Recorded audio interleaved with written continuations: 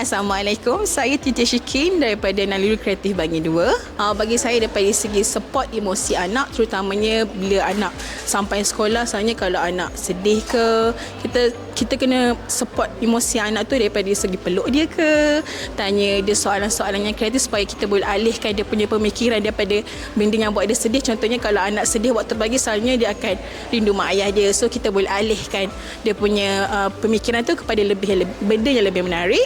And then dari segi tegur kesilapan anak tu dengan cara yang berhemah. Contohnya bila anak buat salah tu, selalunya kalau kita tak naklah yang tegur macam tinggikan suara, so benda tu kita boleh ubah dengan cara berhemah. Mungkin bagi nasihat supaya dia tak buat lagi benda tu, and then dia tahu bila nak buat benda tu, oh teacher dah pernah tegur dah, benda ni salah.